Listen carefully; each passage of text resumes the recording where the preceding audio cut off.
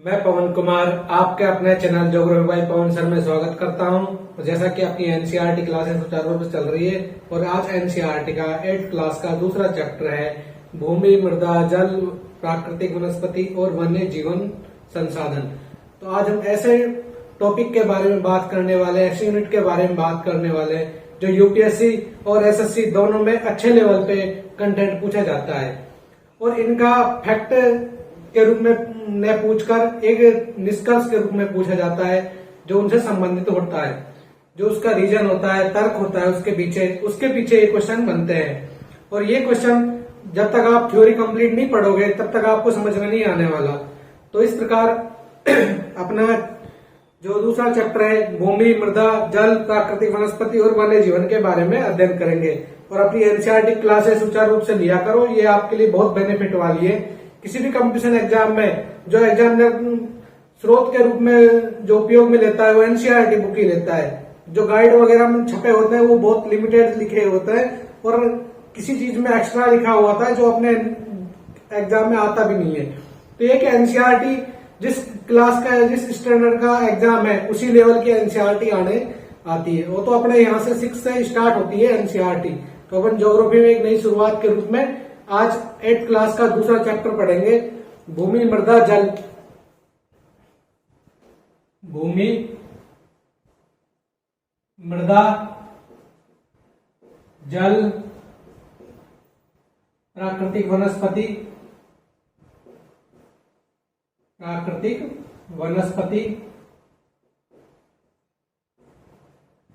भूमि, मृदा, जल, प्राकृतिक वनस्पति और वन्य जीवन संसाधन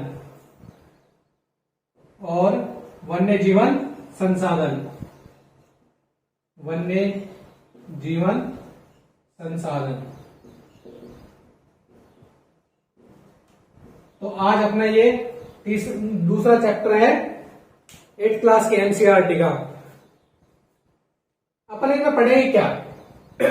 भूमि के बारे में, मृदा के बारे में, जल के बारे में, प्राकृतिक वनस्पति, वन्य जीवन और संसाधनों के बारे में अपन धीरे धीरे इनके बारे में अध्ययन करेंगे।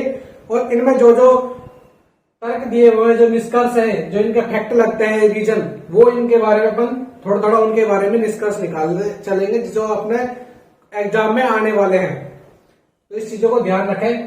तो सबसे पहले अपन चर्चा करते हैं भूमि के बारे में। भूमि के बारे में बात करने से पहले भूमि जो अपने पृथ्वी पर जो भूमंडल में जो भूपृष्ठ पाया जाता है वो सभी भूमि के अंडर में काम आता है, वो सभी भूमि में गिना जाता है। जो अपनी पृथ्वी के ऊपर जो भूमंडल है वो भूमंडल एक ऊंचाई उठा हुआ रूप भूमि के रूप में आता है। और मृदा जो भूमि की जो सबसे पतली परत है, जो स्टार्टिंग की परत है, जो प्राथमिक परत के रूप में है, वो मृदा के रूप में जो दानेदार रेवे मिलते हैं। और जल जो अपनी जलाशय, नदी, जल, ग्लेशियर वगैरह से प्राप्त होता है। प्राकृतिक वनस्पति जो अपने प्रकृति के द्वारा जो वनस्पति प्राप्त होती है हमें, पेड़ पौधे, वन्य जीव, जो भी कटी हुई झाड़ियां, ये सब प्राकृतिक वनस्पति है जो प्रकृति के द्वारा प्रदत्त होते हैं, जो कि अपने द्वारा उगाए नहीं जाते। और वन्य जीवन संसाधन जो वन के अंतर्गत जो भी जीव है, जो भी संसाधन के रूप में उपयोग में लेते हैं, उनके बारे में, जीवन के बारे में कि वहां के जीवन का क्या क्या प्रभाव पड़ता है, क्या क्या वनस्पति, क्या क्या स्थलाकृतियां हैं, तो उनके बारे में अपन चर्चा करेंगे। तो अपन स्टार्ट करते हैं आज का चैप्टर।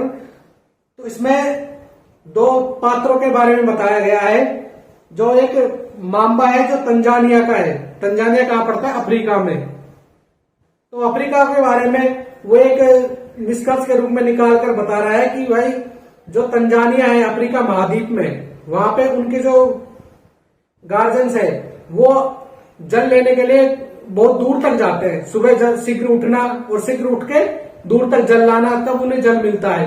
तो वहां पे इस बात से ये समझा जा सकता है कि अफ्रीका महाद्वीप में तंजानिया जो शहर है वहां पे जल की कमी है, जल की आपूर्ति अच्छे से प्राप्त नहीं हो पा रही है, तो वहां पे जल की कमी है। तो वो यही निष्कर्ष निकालना चाह रहा है। और जो पीटर है न्यूजीलैंड का, तो वो इस बारे में बात करना चाह रहा है कि वहां पे ऊन, जो भेड़ है उनसे ऊन प्राप्त होती है और उनसे ऊन का कारखाना चलता है उनका, वहां भेड़ पालन सबसे सर्वाधिक होता है।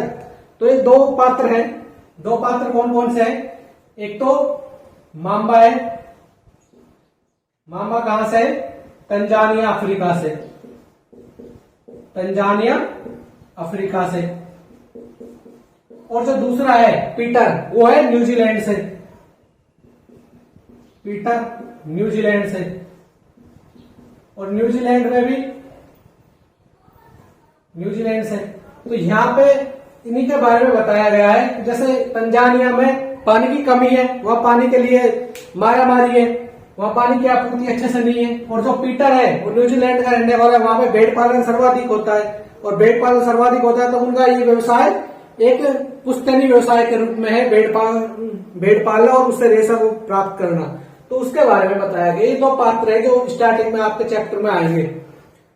अब बात करते हैं कि जो अपनी पृथ्वी है, जो अपनी पृथ्वी है, पृथ्वी की जो 90% जनसंख्या है, 90% जनसंख्या पृथ्वी के भूमंडल के 30% क्षेत्र में निवास करती है। 90% जनसंख्या कहां निवास करती है? 30% भूमंडल क्षेत्र पर, भूमंडल क्षेत्र में। तो ये जो आंकड़ा दिया हुआ है कि अपनी पृथ्वी पर जो 90% जनसंख्या निवास करती है, वो अपनी पृथ्वी के भूमंडल का क्षेत्र के 30% क्षेत्र पर ही निवास करती है। तो उससे ये पता लगता है कि अपनी पृथ्वी पर विभिन्नताएं ज्यादा है, स्थलाकृतियां ज्यादा है। और जो रहने की जो जनसंख्या, सघन जनसंख्या निवास करती है, वो 30% क्षेत्र पर ही निवास करती है। क्योंकि यहाँ पे रहने का व्यवसाय वगैरह, मृदा वगैरह, ये सब चीजें, जलाशय, उनकी जो आवश्यकताओं की पूर्ति करता है, वो सभी क्षेत्र इस 30% के अंतर्गत आता है। तो इसलिए ही पृथ्वी के जो 90% जनसंख्या है वो कहां निवास करती है? 30% क्षेत्र में ही निवास करती है। ये विरल जनसंख्या, क्योंकि यहाँ पे जो बाकी की जगह है वहां पे विरल जनसंख्या पाई जाती है, मतलब कम जनसंख्या पाई जाती है। तो अब बात करते हैं अपन भूमि के बारे में। भूमि के बारे में, भूमि देखो, भूमि मतलब अपनी पृथ्वी है, उसके जो भूपृष्ठ के कुल क्षेत्रफल के लिए वो 30% जनसंख्या भाग में भूमि है। भूमि के बारे में मतलब जो उपजाऊता है, उनके ऊपर निवास करने वाले पेड़ पौधे वगैरह उगते हैं, वो सभी किसमें आते हैं? भूमि के अंतर्गत ही आते हैं। भूमि के बारे में अपनी पृथ्वी पर अनेक विभिन्नताएं पाई जाती है। कहीं पे उबड़ खाबड़ है, कहीं पे नीचा है, कहीं पे उच्चावच की स्थिति ज्यादा है, कहीं पे जलाशय बह रहे हैं, जलाशय नदियां बह रही है, कहीं बर्फ के ग्लेशियर हैं, कहीं रेत के बालू के टीले हैं। तो अपनी पृथ्वी पर अनेक विभिन्नताएं, कहीं मैदानी क्षेत्र है, कहीं पठारी क्षेत्र है, कहीं पे कृषि की नहीं जा सकती, कहीं पे कृषि के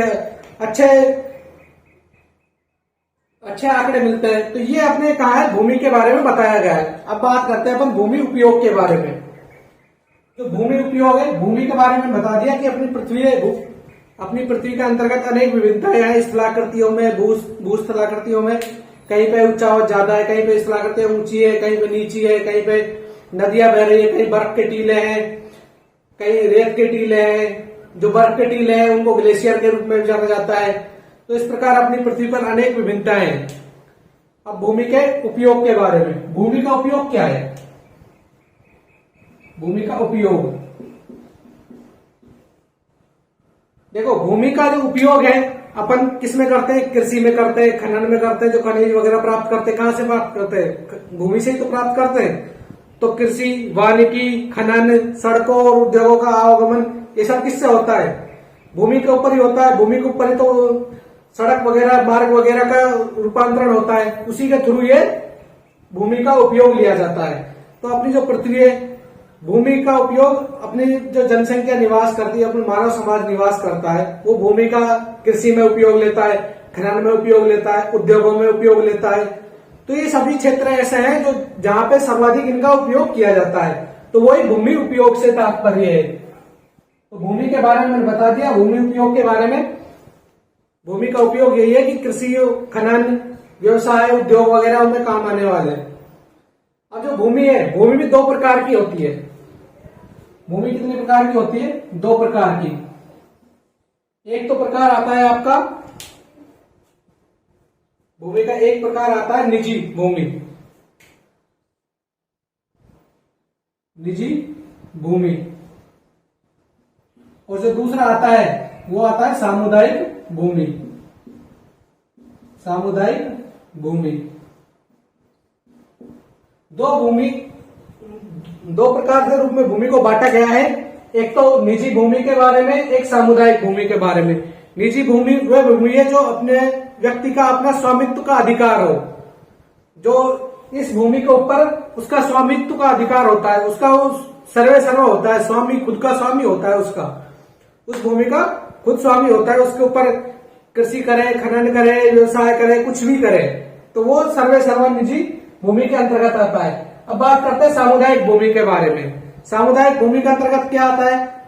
जिसपे समुदाय का अधिकार हो, कि पूरा जो समुदाय है जहां पे वो निवास कर रहे हैं, वहां पे एक संगठन के रूप में जो समुदाय है, जनसंख्या का समूह है, वो सभी का इस पे अधिकार है। न कि स्पेशल एक स्वामित्व का अधिकार नहीं है, सभी का ही उस पर अधिकार है। साझा संपत्ति के रूप में जाना जाता है इसको दूसरे रूप में समझे तो साझा संपत्ति के रूप में।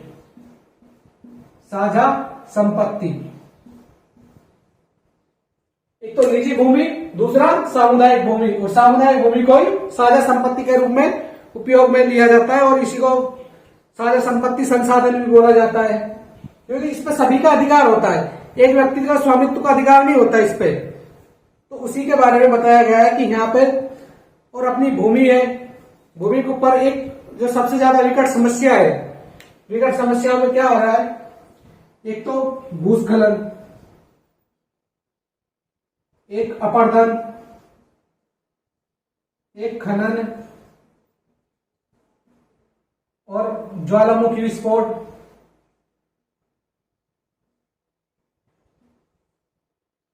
तो ये जो क्षेत्र है, इनके कारण भूमि का नुकसान हो रहा है। जो क्षरण हो रहा है वो भूमि का किसके कारण हो रहा है? भूस्खलन के कारण, अपरदन के कारण, खनन के कारण, ज्वालामुखी के कारण, वनोन्मूलन के कारण, वनोन्मूलन, अतिचारण। तो ये जो भी बिंदु हैं, ये एग्जाम में एक तर्क के रूप में पूछ सकता है आपसे, क्योंकि इससे तर्क ही ज्यादा बनता है इन क्वेश्चनों में।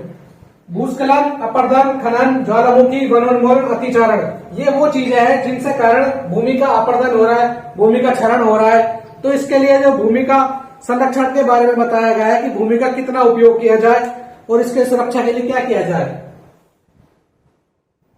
तो ये क्या है? नुकसान। ये क्या है? भूमि के नुकसान। अब बात करते हैं अपन संरक्षण के बारे में।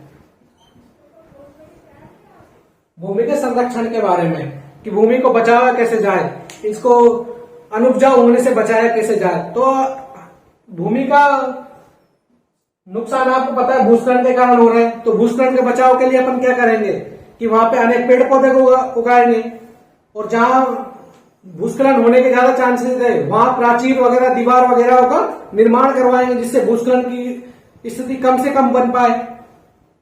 तो वही संरक्षण में आ जाएगा। अपरदन मिट्टी का कटाव होता है, और अपरदन का बचाव क्या है? बस वनोन्मूलन, वृक्षारोपण। तो इसका क्या बचाव हो जाएगा? वृक्षारोपण। देखो भूस्खलन का क्या हो गया? दीवार वगैरह बनाएंगे, वनोरोपण, ठीक है, और प्राचीर का निर्माण करवाएंगे।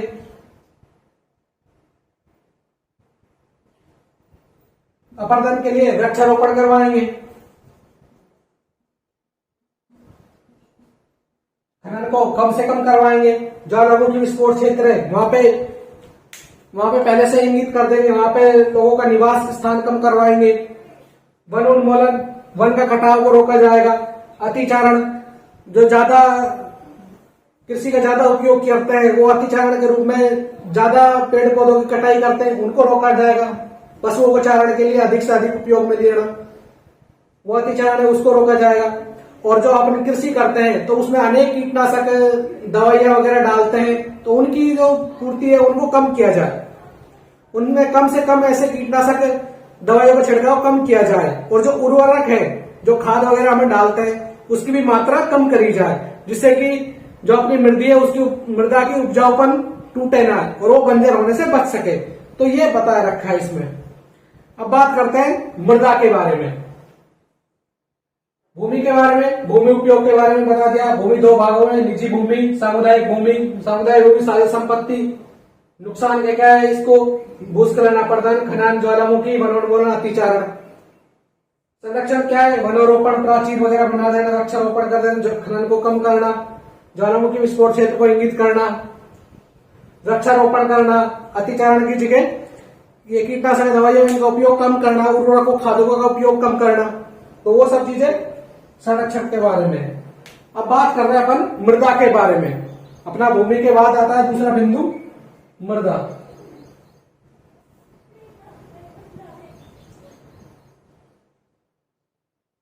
दूसरा बिंदु आता है मृदा। अब अपन बात करेंगे मृदा के बारे में।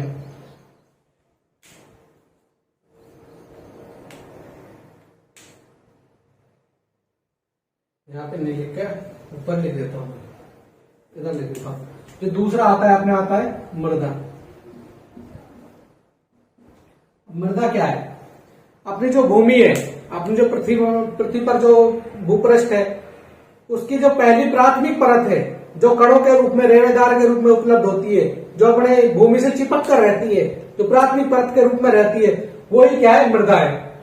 मृदा के जो कण हमें दिखाई देते हैं, जो छोटे छोटे कणों के रूप में बटी हुई है, वो अपनी पृथ्वी के जो प्राथमिक परत है उसके रूप में है, वही है मृदा। जो उपजाऊ के रूप में जो खनिजों, मृदा का चट्टानों को प्राप्त होना, ये सभी इसी के अंतर्गत आता है। मृदा का निर्माण के बारे में बता दूंगा। चट्टानों से टकराव के कारण, अपक्षय के कारण इसका मृदा का निर्माण होता है।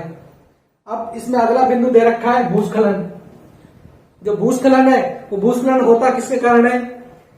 भूस्खलन या तो ज्वालामुखी विस्फोट के कारण होगा, या भूकंप के क्षेत्र वाले क्षेत्र में होगा, या फिर जहां पे अतिचारण हो रहा है, वृक्षों को ज्यादा काटा जा रहा है, वनोन्मूलन कार्यक्रम हो रहा है, मतलब वनों को कटाव ज्यादा किया जा रहा है, तो वहां पे भूस्खलन होने के चांसेस ज्यादा है। और वहां जो मलबे के रूप में उनका कटाव होता है, पूरा डीए का मतलब टीले के रूप में कटाव हो जाता है, पर्वतों का भी कटाव हो जाता है, वही आता है भूस्खलन के अंतर्गत। यहां पे मैंने लिखवा है भूस्खलन। ये भूस्खलन मतलब भूमि का कटाव, मतलब खिसकना, भूमि का खिसकना, तो उसके अंतर्गत है। ये भूस्खलन इतना भी हो जाता है कि जो नदी वगैरह है, उनके जो प्रवाह का क्षेत्र है, अपवाह क्षेत्र है, तो वहां पे ये अवरुद्ध कर देती है उसके मार्ग को, और उस अवरुद्ध मार्ग के कारण नदी का बहाव क्षेत्र अलग दिशा की ओर प्रवाहित हो जाता है, जिससे कि अनेक क्षेत्रों में नुकसान उठाना पड़ता है। तो भूस्खलन के बारे में दे रखा है। अब इसमें जो न्यूनीकरण की क्रियाविधि दे रखी है कि भूमि को खिसकने से, मतलब भूस्खलन से कैसे बचाया जाए। तो भूस्खलन के बारे में, बचाव के बारे में,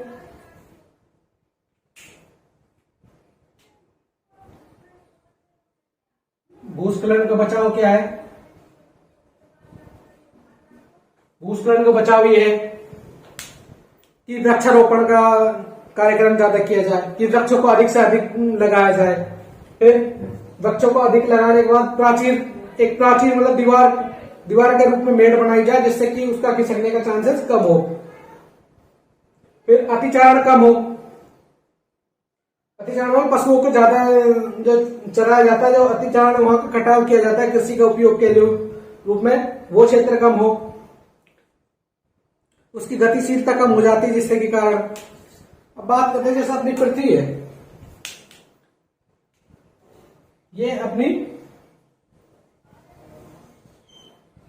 जो पृथ्वी का है, पृथ्वी का जो अपनी मृदा है, उसके बारे में अपन समझेंगे। मृदा के बारे में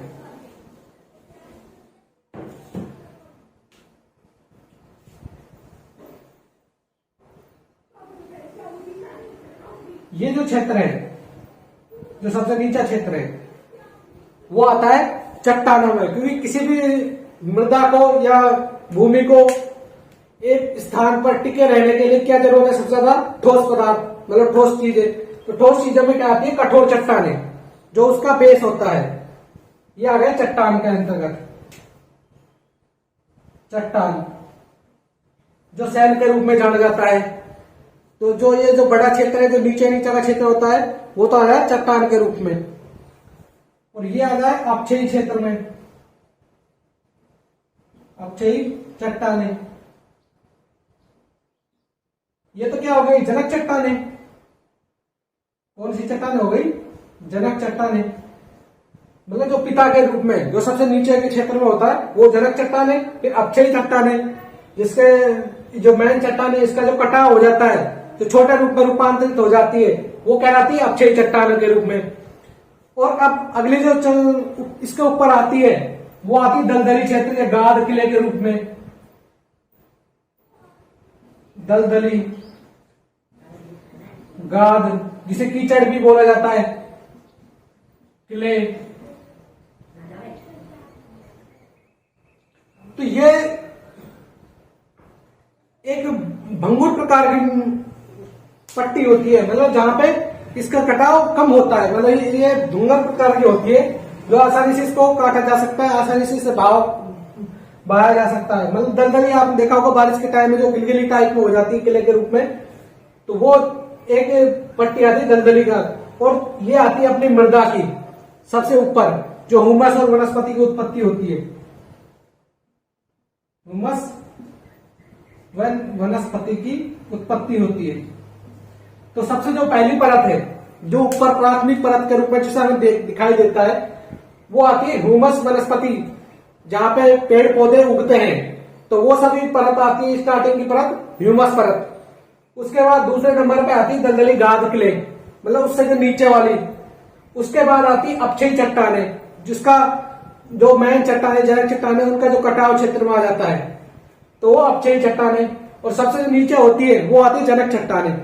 अब बात करते हैं जनक चट्टानें। तो जनक चट्टानें मृदा में सबसे ज्यादा क्या इंपॉर्टेंट है, जनक चट्टानें।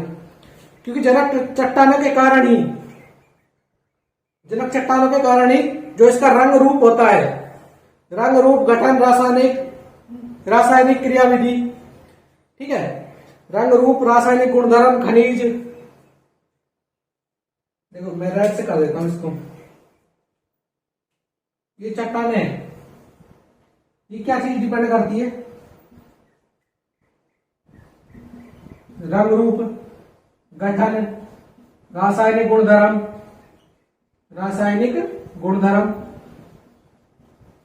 पारगम्यता,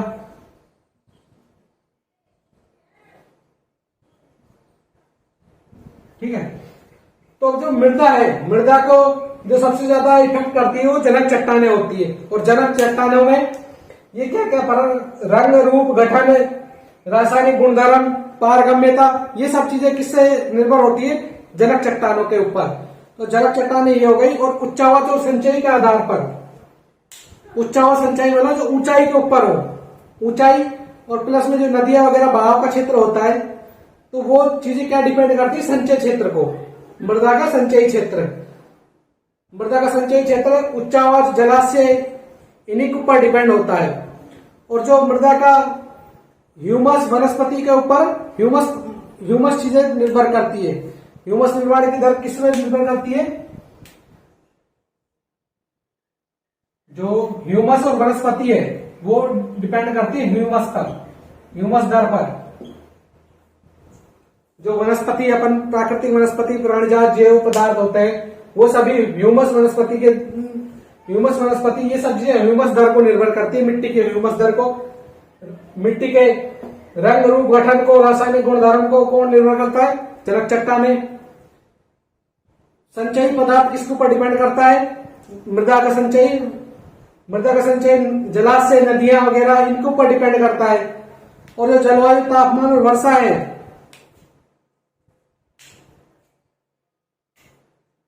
जलवायु तापमान वर्षा, ये चीजें क्या डिपेंड करती है, ये चीजें डिपेंड करती है एक तो ह्यूमस की जो दर है निर्माण की, ह्यूमस की दर निर्माण करती है और अपक्षय की दर को प्रभावित करती है। ह्यूमस प्लस में अपक्षय की दर, ह्यूमस वर्ड से आप समझ रहे होंगे ना, जो अपनी वनस्पतियां उगती है वो ह्यूमस वर्ड्स के रूप में यूज किया जाता है उन चीजों को, जो पेड़ पौधे वगैरह होते हैं जिनसे काष्ठ लकड़ियां वगैरह बनती है, ये ह्यूमस के रूप में, ये ह्यूमस वनस्पति के रूप में। तो जलवायु तापमान वर्षा ये मिट्टी का ह्यूमस और अक्षय का निर्धारण करती है। देखो मिट्टी का जो बनने में है ना, 1 सेंटीमीटर मिट्टी बनने में सैकड़ों वर्ष लग जाते हैं। 1 सेंटीमीटर वर्षा वो 1 सेंटीमीटर भूमि बनने में, मृदा बनने में लगभग सैकड़ों वर्षों का इंतजार करना पड़ता है, जब जाके 1 सेंटीमीटर मृदा बनती है।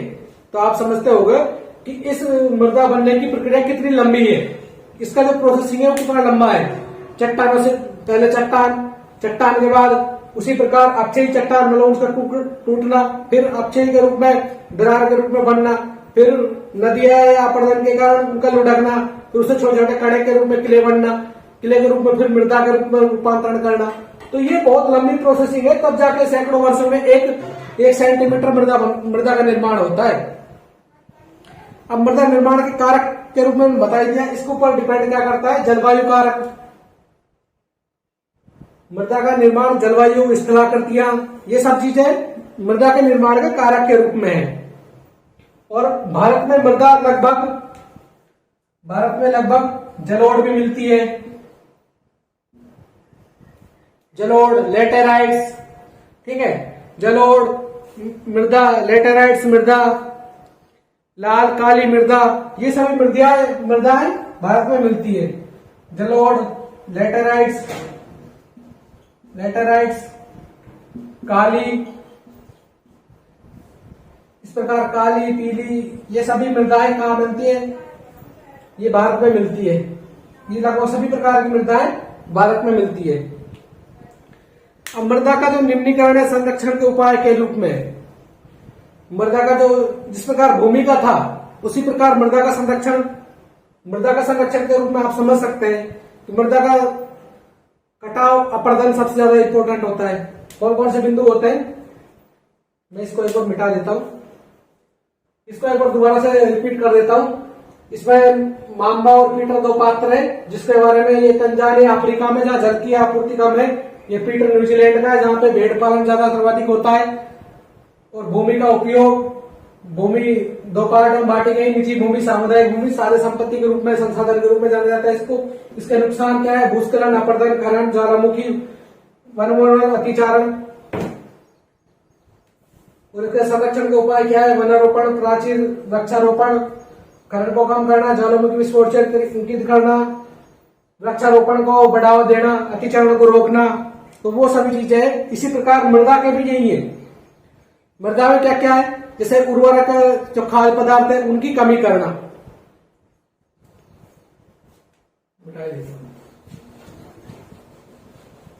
देखो इसमें अपन एक एक बिंदु के रूप में आगे बढ़ते चलेंगे।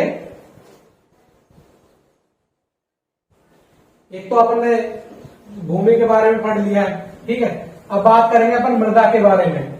मृदा में अपन संरक्षण के बारे में पहुंच गए हैं, ठीक है। उसकी पट्टी के बारे में बता दिया, जनक चट्टानें मिलती है, फिर अक्षय चट्टानें मिलती है, फिर दलदली, गाद किले मिलते हैं, फिर उसके बाद ह्यूमस और वनस्पति मिलती है।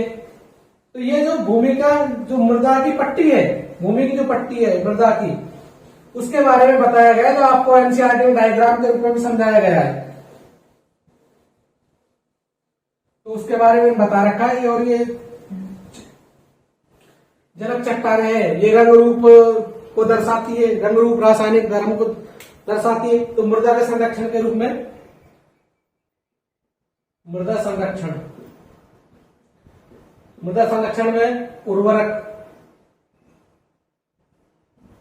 रासायनिक खाद, रासायनिक कीटनाशक पदार्थ,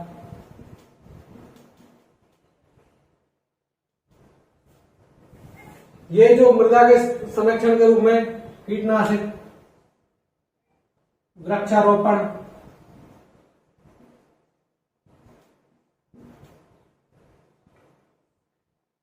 ठीक है।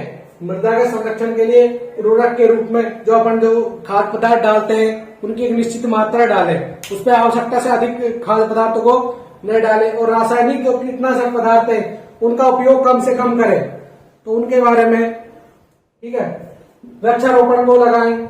और इसमें जो मृदा के संरक्षण के रूप में जो अनेक पद्धतियां हैं, जैसे मल्च बनाना, इसमें एक पद्धति है मल्च बनाना।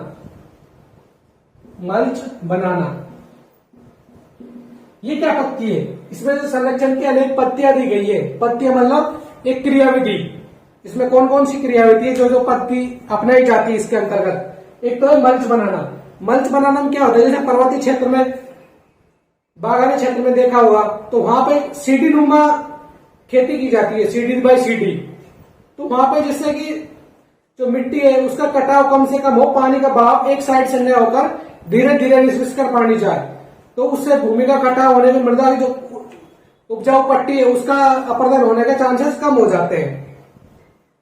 तो उसी को मल्च बनाना एक पद्धति है, उसी को मल्च बनाना पद्धति कहा जाता है, जिसमें सीढ़ी नुमा बागानी क्षेत्रों में लगाया जाता है। सीढ़ी बाई सीढ़ी नीचे की ओर, झुकाव की ओर, ढाल के क्षेत्र में बनाया जाता है, जिससे पानी का बहाव आए तो धीरे धीरे पानी का बहाव आगे की ओर खिसक जाए, तो इसे ही मल्च बनाना कहा जाता है। अब आए वेदिका फार्म। दूसरे नंबर पे आता है वेदिका फार्म। वेदिका फार्म। वेदिका फार्म क्या है? वेदिका फार्म भी उसी प्रकार है। वेदिका फार्म में भी उसी प्रकार का है। तो जो मल्च बनाना है, जो मल्च बनाने के बारे में, मल्च बनाने के बारे में क्या है, जैसे अपन ने पेड़ लगाए,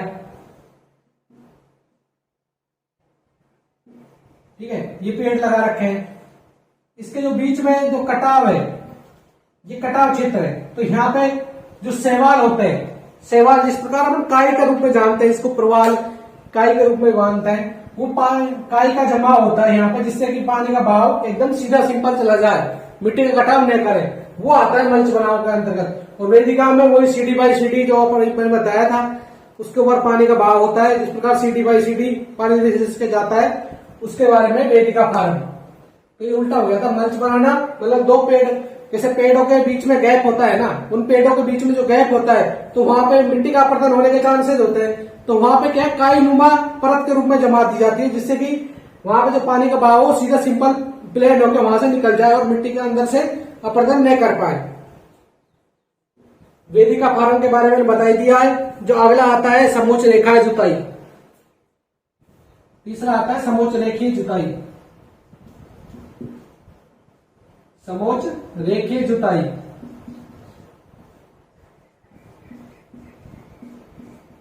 समोच्च रेखीय जुताई क्या है? जैसे पानी का ढलान इस प्रकार है, पानी का ढलान इस प्रकार है, तो पानी कैसे रिसका आएगा? सीधा इधर नीचे की ओर आएगा। तो समोच्च रेखा मतलब इस प्रकार, मतलब जो जुताई की जाती है वो इस प्रकार की जाती है।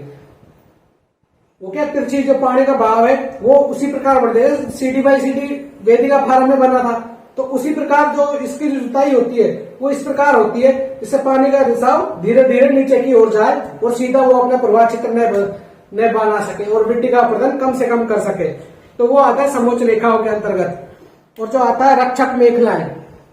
चौथा है रक्षक मेखलाएं। रक्षक मेखलाएं, ये क्या है? रक्षक मेखलाएं।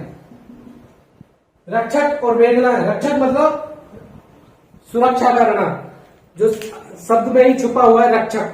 मेखलाएं मतलब जैसे खेत है, खेत का अपरदन तो ये थोड़ा जल से ही होगा, वायु के अपरदन से भी हो जाता है। वायु के प्रवाह के कारण अपरदन होता है सर्वाधिक। मिट्टी का कटाव वायु भवा ले जाती है, तीव्र वेग से आती, जब तेज वेग हुआ होता है उनका जब, तो इसके लिए क्या बनाया जाता है? जैसे पेड़ है, जो खेत है, खेत के जो चारों ओर है एक मेखला के रूप में बना दी जाती है, दीवार के रूप में। वो दीवार कैसे बनती है? पेड़, उस दीवार जो मेड़ है उसके चारों ओर पेड़ लगा दिए जाते हैं, जिससे जो वायु का वेग आएगा तो कट जाएगा और वहां उस खेत को नुकसान नहीं पहुंचा सके। वही आता है इसमें रक्षक मेखलाओं के अंतर्गत, कि रक्षाओं की एक मेखला के रूप में, एक दीवार के रूप में बना दी जाती है। और ये चौथा आता है समोच्च रेखीय रोधिकाएं। जो पांचवा है समोच्च रेखीय रोधिकाएं। समोच्च रेखीय रोधिकाएं। रोधिकाएं से आप पहले ही समझ पाए होंगे, रोधिका मतलब रोकना। समोच्च रेखीय रोधिकाएं मतलब जैसे प्रकार क्या होता है, इस खेत है, खेत का ढलान हुआ खेत है, थोड़ा सा उसका ढलान है, तो ढलान क्षेत्र में क्या किया जाता है, जैसे खेत के ढलान के ऊपर जैसे ही ढलान खत्म हुआ वहीं पे क्या खुदाई कर दी जाती है, और जो अगले खेत में जाने के लिए पानी वहीं पे इसके उस खड्डे में एक खाई के रूप में बना दी जाती है। इसमें समझाता हूं, जैसे ढलान है और एक खेत है, तो खेत में यहाँ बीच में खाई बना दी, यहाँ बीच में खाई बना दी, जो पानी का बहाव है वो यहाँ तक आएगा, यहाँ का आएगा इस खाई में मर जाएगा, फिर ये पानी का बहाव आएगा ये इस खाई में मर जाएगा। तो इस प्रकार पानी का वेग तीव्र ना बढ़ते, अगर तेज बढ़ेगा पानी का बहाव तो पानी के बहाव से ये मृदा का अपरदन होगा, मतलब कटाव होगा। तो पानी के कटाव को रोकने के लिए, मृदा को बचाव के लिए अनेक खाइयां बना दी जाती है, छोटी छोटी खाइयां, जिसमें पानी का बहाव रुक सके, एक लिमिटेड हो सके, एक शांत क्षेत्र के रूप में बहाव हो सके। तो वही है समोच्च रेखीय रोधिकाएं। और जो छठा आता है वो चट्टान बांध। छठा कौन सा है, चट्टान बांध। चट्टान बांध, इसमें क्या होता है, चट्टान बांध में होता है कि जैसे पर्वतीय क्षेत्र में बहाव है, तो उस बहाव को, उसका बहाव तेज होता है पानी का वर्षा के टाइम में भी, तो उसको रोकने के लिए ढलान क्षेत्र में एक बांध के नीचे समतल एरिया के पास में जैसे वो जल पहुंचने लगता है, तो वहां पे क्या बना दिया जाता है, बांध के रूप में, एक विशाल बांध के रूप में, प्राचीर वगैरह उसको रोककर पानी का बहाव, जिससे कि पानी उसमें इकट्ठा हो सके, तो एक बांध के रूप में बना दिया जाता है। और चट्टान बांध मतलब चट्टानों में, पर्वतों में, क्षेत्र में बनता है, जिससे कि नीचे की ओर बहाव रोकर उस बस्ती या उसका कटाव कम से कम कर सके, वो आ जाता है तो चट्टानी बांध। ये आपने छठा आया था चट्टानी बांध। फिर आता है बीज की फसल उगाना। सातवां आता है बीज की फसल उगाना। बीज की फसल उगाना, इसके अंतर्गत क्या है, देखो मैंने पहले बताया था मल्च बनाना। मल्च बनाना में क्या था, दो पेड़ों के बीच के जो गैप है वहां पे शैवाल या काई का रूप में बिछा दी जाती है, जिससे कि भाव कम हो सके, और इसका भाव सीधा प्लेन होने की वजह से यहाँ पे मिट्टी का कटाव नहीं कर पाए। तो इसमें क्या है, बीज की फसल उगाना, मतलब जैसे दो फसल उगा दी, ठीक है, तो जो बीच में गैप है वहां पे अलग फसल बो दी, जिससे कि कटाव कम से कम हो। तो ये जो मृदा संरक्षण के बारे में बताया, मल्च बनाना, वेदिका फार्म, समोच्च रेखीय जुताई, रक्षक मेखलाएं, समोच्च रेखीय रोधिकाएं, चट्टान बांध, बीज की फसल उगाना, ये सभी मृदा के कटाव को रोकने के लिए जो पत्तियां यूज में ली जाती है उन पत्तियों के बारे में है। तो ये इनसे क्या है, यूपीएससी वगैरह या एसएससी वगैरह में जो फैक्ट पूछे जाते हैं, तर्क पूछे जाते हैं, वो इनसे पूछे जा सकते हैं। तो अब इनसे अगर आपको ये थ्योरी समझ में नहीं है, कंसेप्ट क्लियर ही नहीं है आपका, तो आप सीधे क्वेश्चन देख के कर ही नहीं पाओगे। अब आपको देगा कि मल्च बनाना, अब मल्च बनाने के बारे में आप जानते नहीं हो तो आप कैसे बताओगे। तो ये उसी प्रकार है, तो ये चीजें याद रखनी है। तो इससे क्या है कि आप समझ में आ जाएगा, आपको अब रखने की जरूरत नहीं होती। मल्च बनाना, वेदिका फार्म, ठीक है, समोच्च रेखा। अब बात करते हैं अपन, भूमि के बारे में पढ़ लिया अपने, मृदा के बारे में पढ़ लिया, अब बात करते हैं अपन जल के बारे में। अगला जो बिंदु आता है अपना वो आता है जल। अगला बिंदु आता है जल।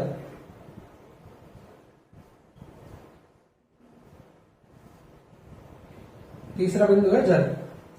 जल से तो आप अच्छे से वाकिफ भी होंगे कि पृथ्वी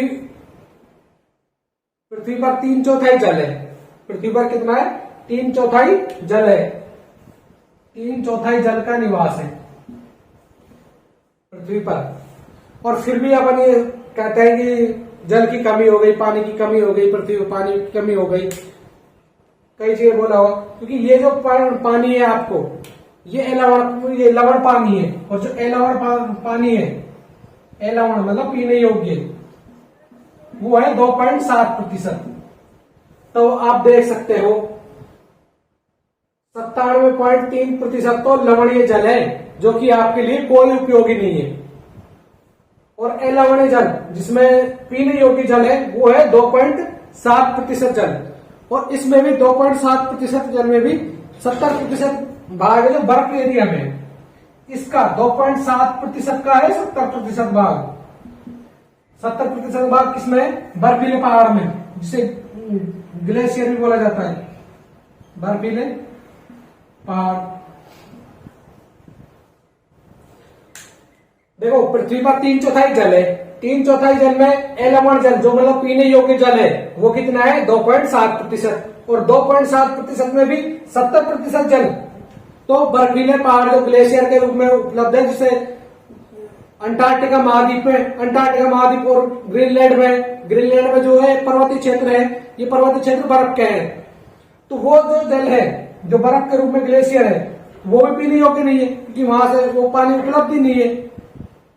तो आज के टाइम में जो पानी है वो भी इसका देना 2.7% का 30% जल है जो पीने योग्य है, जिसमें नदियों का पानी आ गया, जलाशयों का पानी आ गया, जो भूमि जल है वह भूमि के अंतर्गत भूमि का जल है वो आ गया, पृष्ठीय जल आ गया, वो सभी इसमें आते हैं जल में। जबकि जल एक क्या है? नवीनीकरण संसाधन है।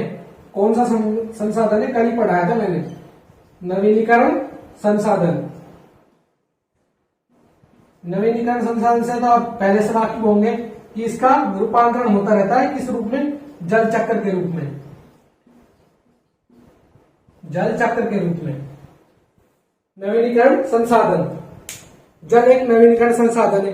जल के रूप में आप देखो, नदी, तालाब, जलाशयों में जो पानी भरा हुआ है, भौमजल में बरसात का पानी भरा हुआ है, वो वाष्पिक सूर्य के ताप के कारण वाष्पीकरण होता है। वाष्पीकरण होने के कारण वो वाष्प के रूप में ऊपर उठकर एक बादलों के रूप में बनने लगता है। वहां पे संघनन की प्रक्रिया होती है, बर्फ पानी का जमा होता है, छोटी छोटी बूंदें इकट्ठा होती है। बूंदी का इकट्ठा होने के बाद जब वहां का आयतन बढ़ जाता है तो वहां पे आयतन बढ़ने के बाद वही जल बरसात के रूप में वो पानी नीचे की ओर गिरता है और छोटी छोटी बूंदों के रूप में रूपांतरित हो जाता है, तो वही वर्षा के रूप में वही जल नीचे की ओर आ जाता है। तो उसी प्रकार ये प्रक्रिया इसमें एक चक्र के रूप में चलती रहती है, इसी को जल चक्र के रूप में जाना जाता है। और आज के टाइम में फसलों को सर्वाधिक जल के रूप में जल उपलब्ध कराया जाता है, भूमि जल का उपयोग सर्वाधिक किया जा रहा है। तभी तो आपने देखा होगा अपने एरिया के किसी क्षेत्र में जल की कमी है, वहां पे बोरवेल मशीन वगैरह लगाने पे मनाही कर रखी, पाबंदी कर रखी। तो वो है किस पे? वो इसी कारण है क्योंकि उसका दुरुपयोग ज्यादा किया जा रहा है, भूमि जल का सर्वाधिक उपयोग किया जा रहा है और जल की मात्रा है बरसात क्षेत्र में कम हो रही है, तो उसी कारण है। अब बात करते हैं जल की उपलब्ध की समस्याओं के बारे में। जल की जो उपलब्धता की समस्याएं हैं, जल की समस्याएं, जल की समस्याएं लगभग हर क्षेत्र में, और हर क्षेत्र में भी कहा, एक तो अफ्रीका महाद्वीप में, किसमें? अधिकांशतः अफ्रीका महाद्वीप में।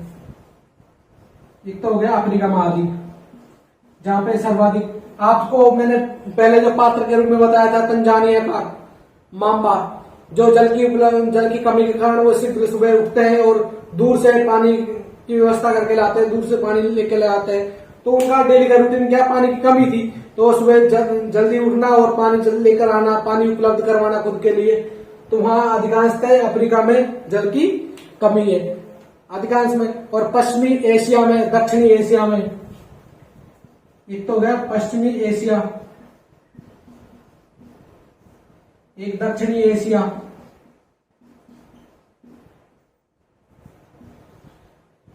अधिकांशतः अफ्रीका में, पश्चिमी एशिया, दक्षिणी एशिया, दक्षिणी अमेरिका,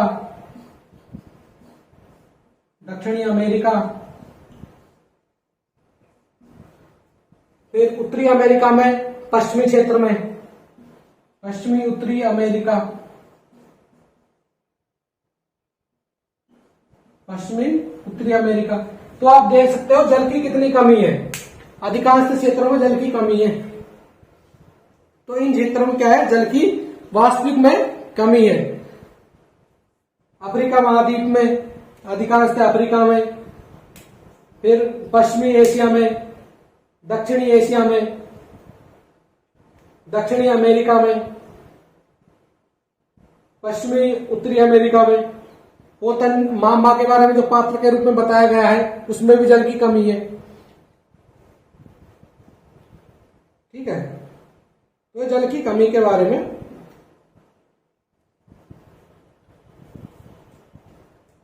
अफ्रीका, पश्चिमी एशिया, दक्षिणी एशिया, दक्षिणी अमेरिका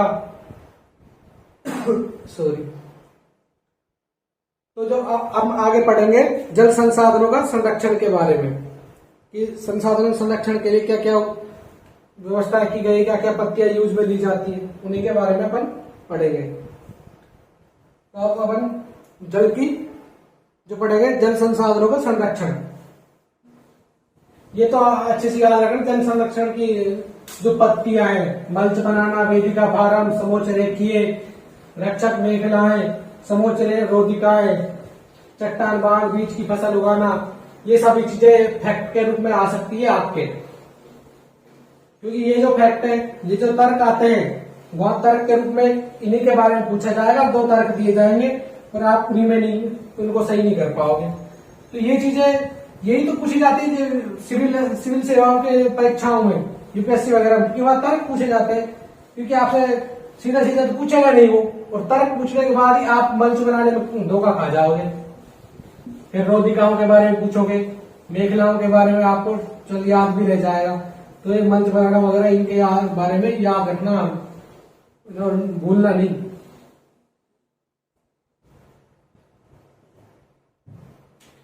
अब अपन बात करते हैं जल संसाधनों के संरक्षण के बारे में।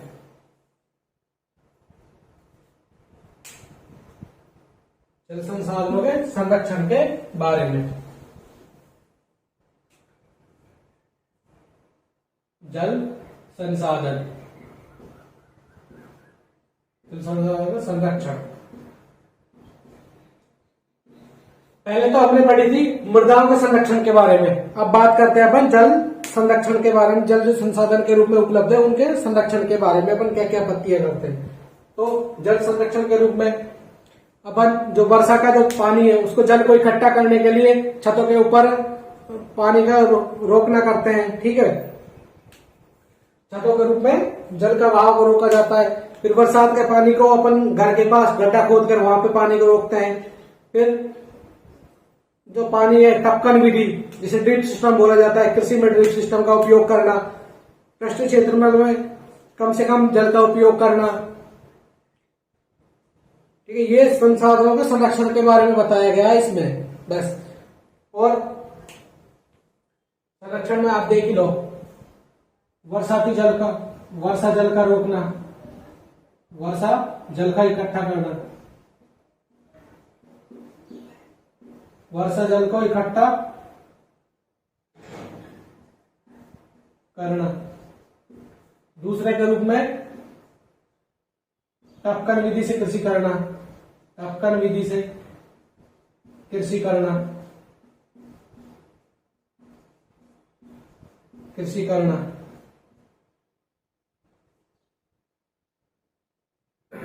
इसमें भी जो तीसरा आएगा वृक्षारोपण करना, क्योंकि वृक्षों के कारण तो वर्षा होगी। वृक्षारोपण करना,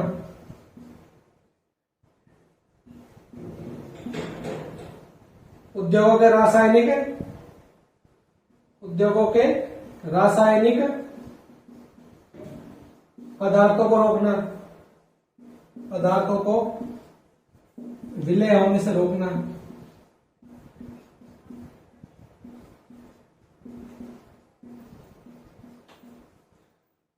इसमें जो जल संसाधन के संरक्षण के बारे में बताई गई, जो पत्ती है वर्षा जल को इकट्ठा करना, जो छतों को ऊपर इकट्ठा किया जाता है। फिर टपकन विधि कृषि करना, जो ड्रिप सिस्टम है जो आज के टाइम में लागू है, जिसके ऊपर गवर्नमेंट सब्सिडियां वगैरह भी उपलब्ध करा रही है।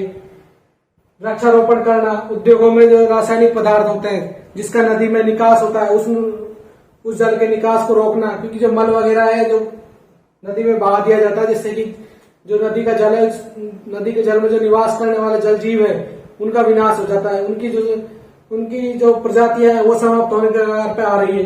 तो उसी के बारे में बताया गया है। और पृष्ठीय प्रवाह को, जल के संरक्षण की पृष्ठीय प्रवाह को बचाने की दूसरी विधि है। अब बात करते हैं प्राकृतिक वनस्पति और वन्य जीवन के बारे में। भूमि के बारे में हमने पढ़ लिया, मृदा के बारे में हमने पढ़ लिया, जल के बारे में हमने पढ़ लिया। अब बात करते हैं प्राकृतिक वनस्पति के बारे में। जो चौथा बिंदु आएगा अपना प्राकृतिक वनस्पति। प्राकृतिक वनस्पति। प्राकृतिक वनस्पति वो ये क्या है? प्राकृतिक वनस्पति, प्राकृतिक वनस्पति के अंतर्गत वह आते हैं जो प्रकृति के द्वारा, सीधे प्रकृति के द्वारा बोए जाते हैं, नहीं कि इसमें मानव का कोई सहयोग होता है।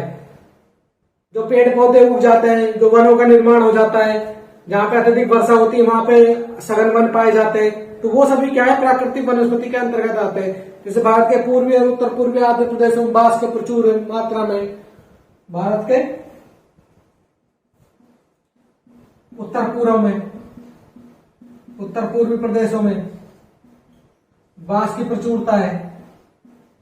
तो बांस एक घास के रूप में है, बांस को एक घास के रूप में जाना गया है। तो वहां अगर क्वेश्चन आ जाए कि बांस है क्या, तो बांस एक घास का रूप है। तो भारत के उत्तर पूर्वी में बांस की प्रचुरता है, बांस की प्रचुरता है।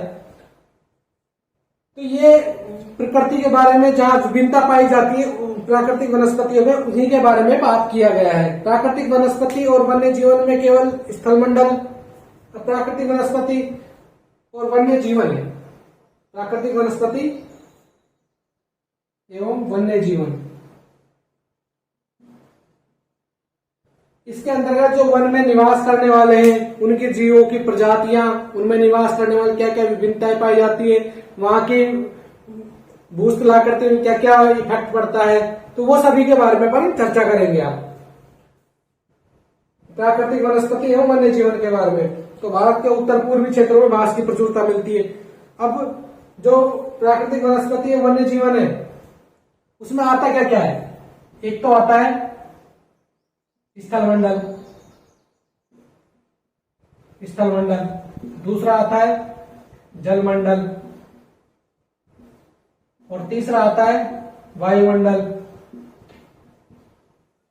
ठीक है, और तीनों के सहयोग से क्या बनता है? जैवमंडल, जैवमंडल। और जैवमंडल है क्या? जैवमंडल वो एक स्थल, वो मंडल है जो तीनों के मंडलों के सहयोग से बना है। स्थलमंडल, जलमंडल, वायुमंडल के तीनों के सम्मिलित रूप से ही जैवमंडल बना है। जैवमंडल में अनेक प्रजातियां पाई जाती है जो इसमें निवास करती है, मतलब जिसमें जीव निवास करने के लिए जो जो आवश्यकताओं की पूर्ति करता है वो जैवमंडल करता है। और जैवमंडल के ये विभिन्न अंग के रूप में कार्य करते हैं, स्थलमंडल, जलमंडल और वायुमंडल, जो इसकी सुरक्षा के रूप में भी होते हैं। इसमें अनेक प्रजातियां पाई जाती है जैवमंडल में। जैवमंडल में अनेक प्रजातियां पाई जाती है जो परस्पर एक सुरक्षा के रूप में होता है, जो परस्पर जो अनेक संबंधित, अनेक निर्भर रहती है। इस जीवन आधारित तंत्र को पारतंत्र कहा जाता है। सभी जीव जंतु जीवित रहने के लिए, सभी जीव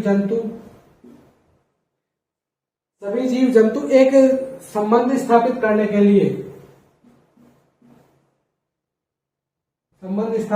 लिए, मतलब सम्मिलित रूप में जो रहता है उसको क्या कहा जाता है? पारितंत्र। पारितंत्र मतलब जो आसपास का जो आवरण है, आसपास का जो परिवेश है, वहां पे जो इनका जो सम्मिलित रूप रहा जाता है, जीव के अनेक प्रजातियां वगैरह, उनके जो संबंध है एक दूसरे के समीप, वो सभी पारितंत्र के अंतर्गत आता है। अब इसमें अनेक प्रजातियां पाई जाती है, जैसे ब्रह्मकमल के बारे में एक विशेष पौधा है ब्रह्मकमल। तो ये ब्रह्मकमल कहाँ मिलता है? ये ब्रह्मकमल लगभग जो अपने ग्लेशियर है, अलकनंदा नदी का प्रवाह क्षेत्र है, जो वहां पे बद्रीनाथ क्षेत्र है, वहां पे लगभग ये ब्रह्मकमल का निवास होता है, ब्रह्मकमल उगते हैं। तो ये प्राणियों के बारे में है ये जैवमंडल। अब पेड़ पौधे कहाँ उगते हैं? पृथ्वी के ऊपर उगते हैं, मृदा के ऊपर उगते हैं, मृदा का सम्मिलित रूप हो गया। फिर जलमंडल, जल से हमें जो पेय पदार्थ के रूप में जल का निवास, जल चाहिए हमें ह्यूमन बॉडी के लिए, तो जल का सम्मिलित रूप हो गया। वायुमंडल में जहां ऑक्सीजन प्राप्त करते हैं, तो ऑक्सीजन पेड़ पौधे से मिलते हैं। पेड़ पौधे कहाँ उगते हैं? मृदा पर, मिट्टी पर उगते हैं, उनको क्या चाहिए? जल। तो ये सभी का जो सम्मिलित रूप है वो ये जैवमंडल, और जैवमंडल में ही अपन पढ़ रहे हैं सभी। तो इसमें प्राणी चाहे बड़े हो अथवा छोटे, सभी पारितंत्र संतुलन बनाए रखने के लिए अनिवार्य है। अब बात करते हैं अपन प्राकृतिक वनस्पति का वितरण, प्राकृतिक वनस्पतियों का वितरण। प्राकृतिक वनस्पतियों का वितरण संबंधित है, मतलब देखो जहां पे सर्वाधिक वर्षा होगी, सर्वाधिक वर्षा होगी वहां तो पाए जाएंगे सघन वन। कैसे वन पाए जाएंगे? सघन वन, क्योंकि यह वर्षा की मात्रा प्रचुरता है, और वर्षा की मात्रा प्रचुरता होने के कारण वहां पे जो वन, वहां पे जो पेड़ पौधे उगेंगे वो प्रचुर मात्रा में उगेंगे, और प्रचुर मात्रा में उगेंगे तो यहाँ पे कैसा होगा? सघन वन मिलेंगे। जहां पे थोड़ी कम वर्षा होगी, मतलब मध्यम वर्षा, मध्यम वर्षा, यहाँ पे घास के मैदान मिलेंगे, घास के मैदान। और जहां सबसे कम वर्षा होगी, सबसे कम वर्षा होगी,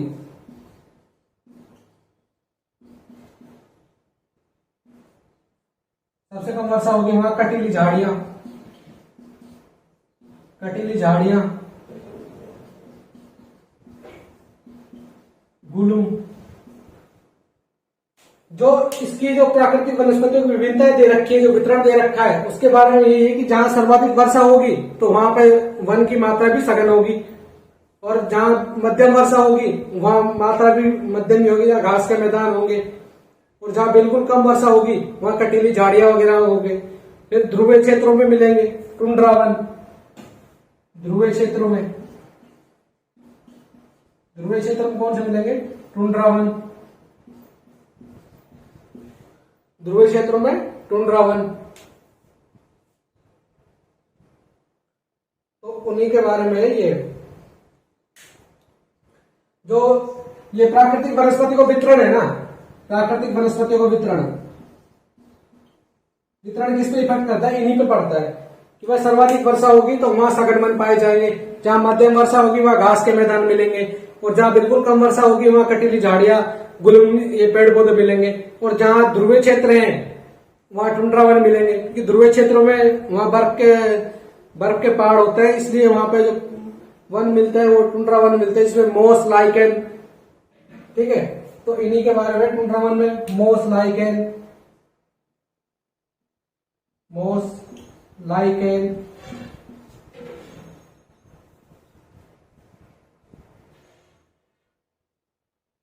तो इन्हीं के बारे में। अब प्राकृतिक वनस्पतियों में जो वितरण दे रखा है इनके बारे में अब बात करते हैं अपन प्राकृतिक वनस्पति और वन्य जीवन के संरक्षण के बारे में। अब इनके संरक्षण के बारे में बात करते हैं, संरक्षण के बारे में।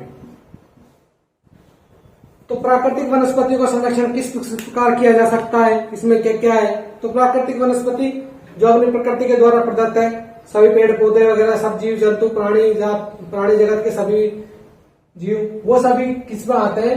प्राकृतिक वनस्पति और वन्य जीवन में, क्योंकि वन में जो जीव निवास करते हैं वो सभी आ जाते हैं। तो इनके संरक्षण के लिए क्या क्या किया जाए? तो जब हमारी पृथ्वी की संपदा है, ये हमारी पृथ्वी की संपदा है, तो हमें इसके लिए अतिचारण को रोकना होगा, वनोन्मूलन मतलब वृक्षों को काटना से रोकना पड़ेगा, उर्वरक पदार्थों को कम करना पड़ेगा, जो भूस्खलन, दवालन, और इसमें क्या क्या है? भूस्खलन,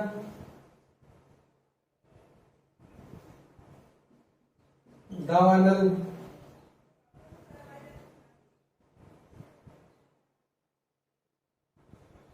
भूस्खलन, दावानल, वनोन्मूलन,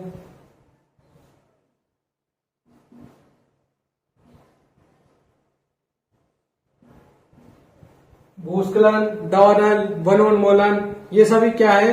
जो मृदा का अपरदन को रोकने के लिए, मृदा अपरदन,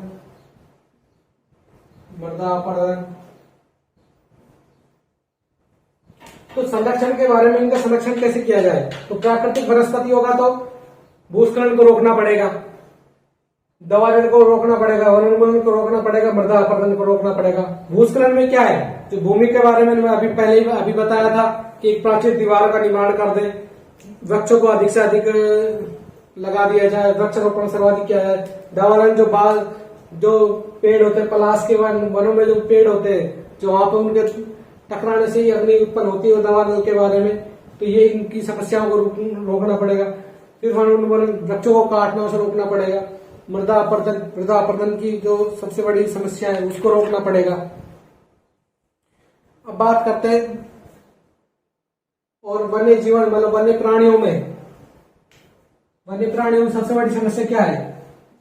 शिकार। वन्य जीवों का जो शिकार हो रहा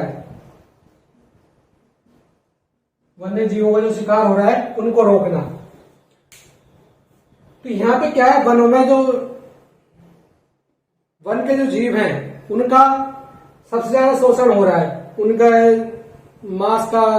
मांस को काटा जा रहा है, चमड़ियों को बेचा जा रहा है, उनके दांत नाखूनों को बेचा जा रहा है, उनकी चमड़ियों से कुछ कुछ उपकरण बनाने जा रहा है और उनकी जो तस्करी की जाती है। तो ये सब चीजें जो जीवों को नुकसान पहुंचा रही है, वो सभी क्या है, वन्य जीवन संसाधन को नुकसान पहुंचाने के कार्य है। इनको संरक्षण के लिए उपाय किए जाए, जैसे जो अपने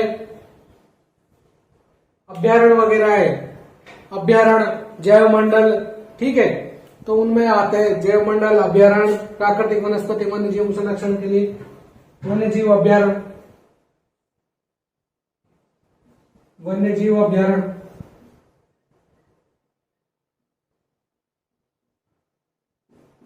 जैव मंडल अभ्यारण्य। तो वो सब चीजें इनका सर्वाधिक इनके ऊपर प्राथमिकता देनी चाहिए कि ये वन्य जीव अभ्यारण्य को निर्माण किया जाए, जैव मंडल में निर्माण किया जाए। जो आर्द्र भूमि है उनका बचाव किया जाए, आर्द्र भूमियों का बचाव किया जाए, क्योंकि वहां पे जो पक्षी है जीवों का निवास स्थान सर्वाधिक होता है। तो उनके संरक्षण के बारे में जो राष्ट्रीय उद्यान क्या है, वर्तमान और भविष्य को पीढ़ी के लिए एक या एक से अधिक पारितंत्रों को परिसंरक्षण एकता को रक्षा करने के लिए।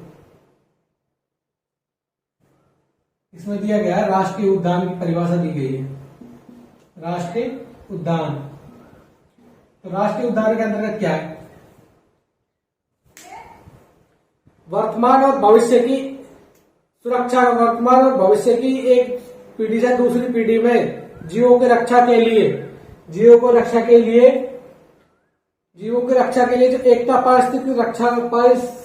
पारिस्थितिक जो तंत्र की रक्षा की जाती है, तो वही राष्ट्रीय उद्यान के अंतर्गत आता है। राष्ट्रीय उद्यान वही है। तो इसमें एक संस्था है CITES, जो सबसे प्रमुख है, जिसमें प्रसन्न बनने के चांसेज है।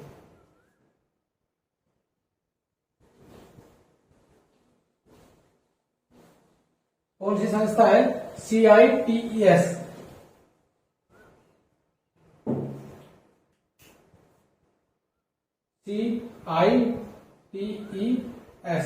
ये एक संस्था है जिसका नाम आपने सुना भी होगा, CITES, और इसका हिंदी रूपांतरण है the convention on international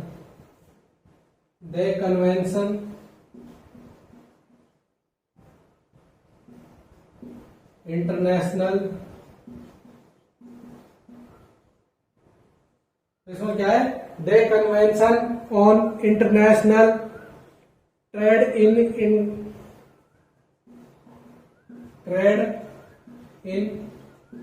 Indian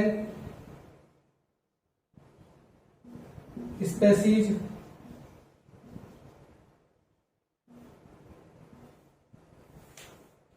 the convention on international trade in endangered species of wild fauna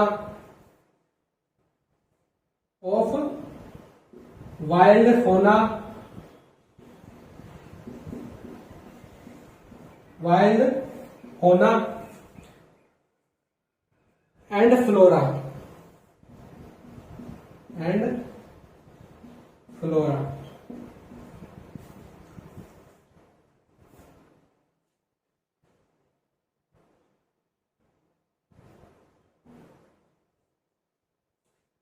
CITES एक संस्था है जो राष्ट्रीय, इसका उद्देश्य है ये सुनिश्चित करना कि वन्य प्राणी और पौधों के सुरक्षाओं के लिए अंतर्राष्ट्रीय व्यापार में उन जीवों को, श्रेणियों को सम्मिलित करना जिनके सुरक्षाओं का बचाव हो सके, उनकी सुरक्षा की जा सके। तो उसमें अनेक पक्षी और जीवों को सम्मिलित किया गया है। उसमें एक संस्था है CITES, the convention on international trade in endangered species of wild fauna and flora. तो ये एक संस्था का नाम आ सकता है आपके। CITES क्या है, इसका फुल फॉर्म क्या है, या फिर इसमें ये पूछा जा सकता है कि ये संस्था किससे संबंधित है। तो ये जो आपके जो क्वेश्चन बन सकता है, तो इसका भी, इसमें अनेक जातियां, पक्षियों और जीवों के अनेक जातियों का सम्मिलित नाम लिखा हुआ है जो इनकी सुरक्षा करता है।